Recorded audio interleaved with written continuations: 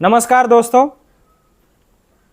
आपका घर आपके बीमारी का कारण तो नहीं है, क्योंकि हम घर क्यों बनाते हैं? पशु पक्षी प्राणी सब घर इसलिए बनाते हैं कि हमारे परिवार का धूप सर्दी गर्मी इनसे हमारी रक्षा हो, इसलिए घर बनाते हैं। पशु पक्षी प्राणी ये भी घर बनाते हैं। तो वो जन्म से लेकर आज तक जिस तरह से घर बनाते थे, जैसी उनको प्रभु ने बुद्धि दी उस तरह से घर बनाते थे, तो उस तरह से ही घर बना रहे हैं पीढ़ियां दर पीढ़ियां आज तक। मगर मानव पहले झोपड़ियां घास फूस से लकड़ी से अपना झोपड़ियां बनाता था, गुहा में रहता था। और आज मानव ने अपने घर बनाने में बहुत सारी प्रगति की है। प्रगति इसे कहे या अधोगति कहे, इसके लिए हम तो ऐसी व्याख्या कर सकते हैं, मानव के जिस कृति से उसकी शारीरिक और मानसिक हानि हो उसको हम अधोगति कहेंगे, और मानव के जिस कृति से उसकी मानसिक और शारीरिक फायदा हो इसको हम प्रगति कहेंगे। तो जिस तरह से पशु पक्षी प्राणी जो घर बनाते आ रहे हैं, उसमें उन्होंने खास ध्यान रखा है कि वहाँ पे पंच तत्व का वास हो। क्योंकि हमारा जो शरीर है, पशु पक्षी प्राणी सबका शरीर ईश्वर ने पंच तत्व से बनाया है, और उसके पालन पोषण की जिम्मेदारी भी प्रभु ने पंच तत्व पर दे दी है। तो पंच तत्व हमारे माता पिता हो गए, जन्मदाते हो गए, और हमारे पालनहार भी हो गए। तो पशु पक्षी प्राणी ये ध्यान में रहते हैं कि ये हमारे माता पिता पंच तत्व हमेशा हमारे साथ रहे, हम हमेशा उनके साथ रहे, ये खास ध्यान रखा जाता है। पहले मानव भी इस डिजाइन से ही अपना घर बनाता था। जैसे कि पशु पक्षी का घर है, गर्मी के दिनों में ठंडा एहसास देता है और सर्दी के दिनों में गर्म रहता है।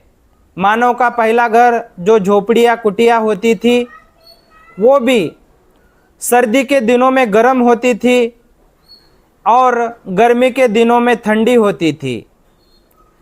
तो मानव का और पशु पक्षी का आरोग्य पर बहुत अच्छा असर पड़ता था। वहाँ दोनों जगह पे पंच तत्व मौजूद होते थे।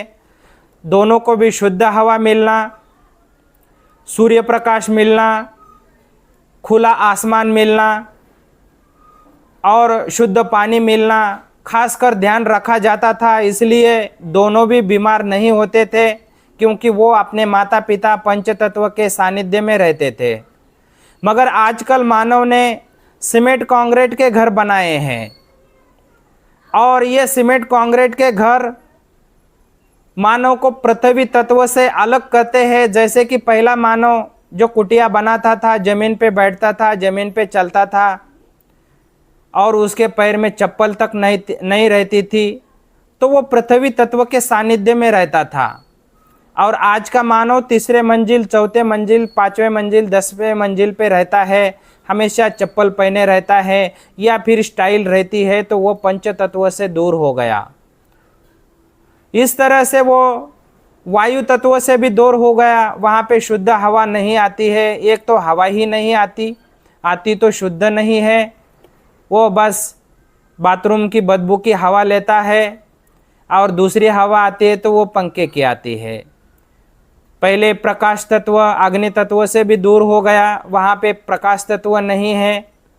पशु पक्षी को देख लो, जैसे ही पहला काम तो वो ये करते हैं कि सूर्य उदय से पहले ही उड़ जाते हैं, और उठने के बाद में वो पहला काम करते हैं कि पेड़ हो या फिर बिजली के तारे हो या फिर कोई घर हो, वहाँ पे ऊपर जाके बैठ जाएंगे, सूर्य प्रकाश के सानिध्य में कुछ देर रहेंगे, और उसके बाद ही वो अपनी दिनचर्या शुरू करते हैं। हम तो सूरज उगने के बाद में बहुत देर से उठते हैं और हमें सूर्य भगवान के दर्शन तक नहीं होते। इसी तरह से ये जो सीमेंट के जंगल बनाए हैं मानव ने, सर्दी के दिनों में दिन भर भी ठंडे रहते हैं और रात भर भी ठंडे रहते हैं।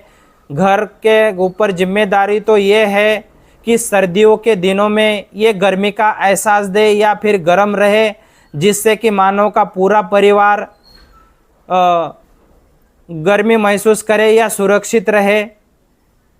और जो गर्मी के दिनों में घर पे ये जिम्मेदारी है कि वो ठंडा रहे और घर के सभी सदस्य परिवार की गर्मी से रक्षा करे और ठंडक का एहसास दे।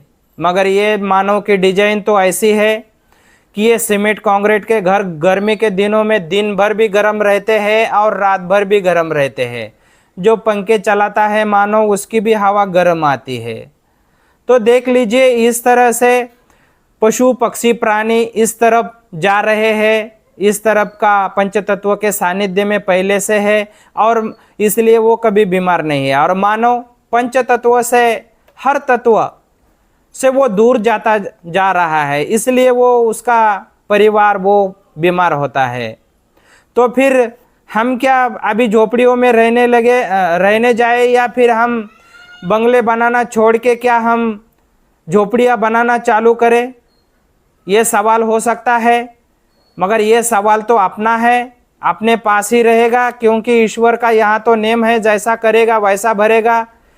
मानव की मजबूरी है तो वो उसके पास रही और उसको तो उसका खामियाजा भुगतना ही पड़ेगा।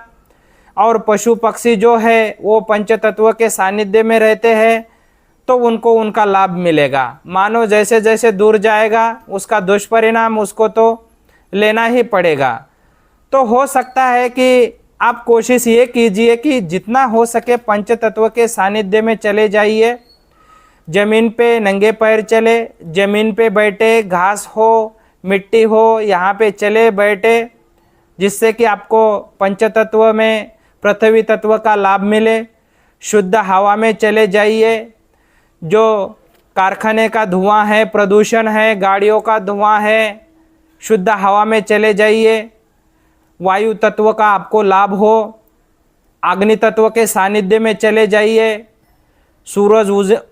सूरज जब निकलता है उससे पहले जाग जाइए और सूरज की रोशनी अपने शरीर पे ले लीजिए। इसके लिए आप पशु पक्षी को देख सकते हैं और फिर अपने आगे दिनचर्या चालू करें।